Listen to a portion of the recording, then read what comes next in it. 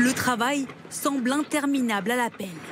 C'est un tracteur qui vient donc dans cette cour d'école pour retirer la boue, infiltrée jusque dans les classes. Aujourd'hui, l'établissement a dû fermer ses portes. Notre école a 30 ans. C'est la première fois donc, où on a cette catastrophe. C'est une chance qu'aucun enfant, aucune personne n'était présent dans le bâtiment. Car l'eau est montée très vite hier. La cour de récréation transformée en 1 heure de temps seulement. Dans l'heure, ces habitantes sauvent tout ce qu'elles peuvent. La pluie et la boue ont abîmé ce qu'elles avaient dans leur cave.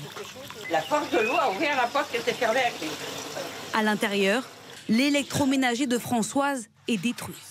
Il y a quelques heures encore, il y avait ici 1,40 m d'eau. Jusqu'à mes épaules.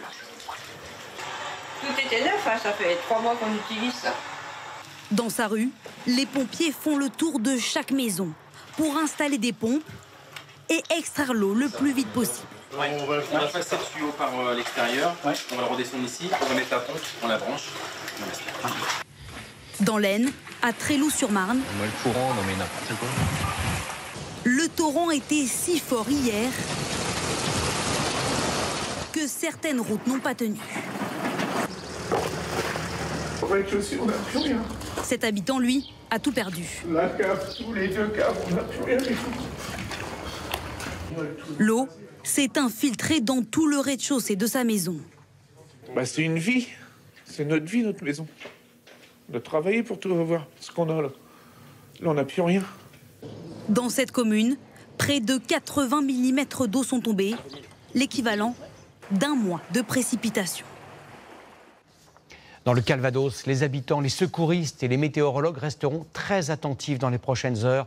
Le département est toujours en vigilance orange pour des risques de crue, au moins jusqu'à demain.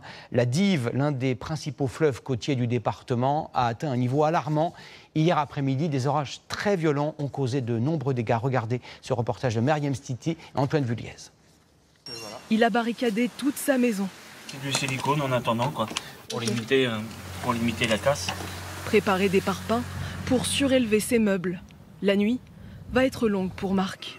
On va dormir sur aucune oreille et puis on va essayer de contrôler un peu les niveaux. Et puis voilà, de toute façon, l'eau, on ne l'arrête pas. Hein. Un feu, on l'éteint, l'eau, on ne l'arrête pas. Le fleuve, la Dive, est à quelques mètres de son logement. Son niveau est élevé. Vigilance maximum sur les cours d'eau du Calvados. Hier, des torrents.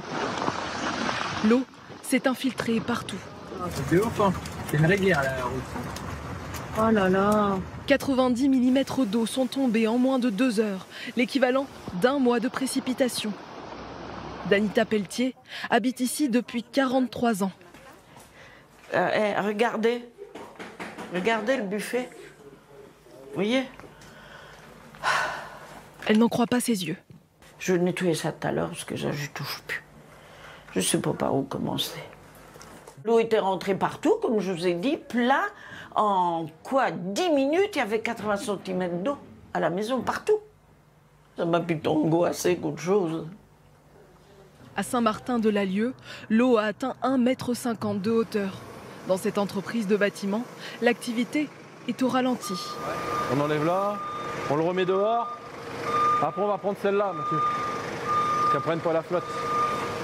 Dans la gadoue, dans l'eau, dans la gadoue, tout ce qui est administratif, on est complètement bloqué. On n'a plus d'électricité. Cette nuit, de la pluie est attendue sur l'ensemble du département. L'alerte orange crue est maintenue jusqu'à demain.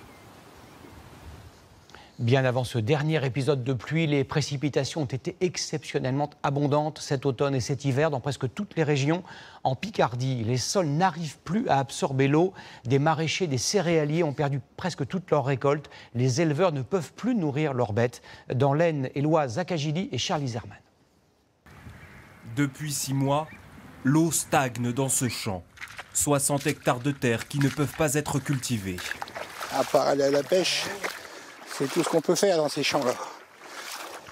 Pourtant, les semis de blé ont été plantés, mais les précipitations records des dernières semaines ont fait dégorger les nappes phréatiques. L'eau ne s'infiltre plus dans les sols. Résultat, 70 000 € de pertes pour cet agriculteur.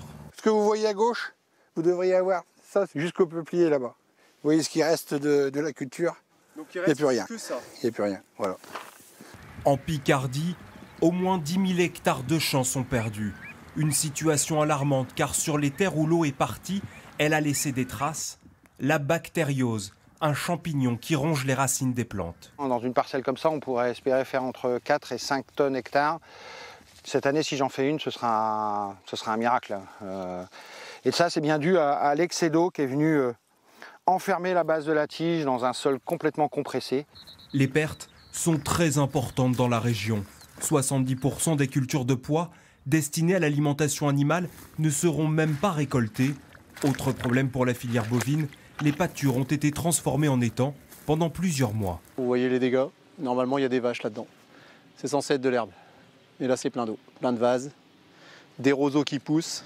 Au lieu de ruminer l'herbe des prairies, les 90 vaches laitières de l'exploitation restent dans l'étable. Il faut les nourrir avec un fourrage prévu pour l'hiver, un gouffre financier de 630 € par jour que l'exploitant n'avait pas prévu.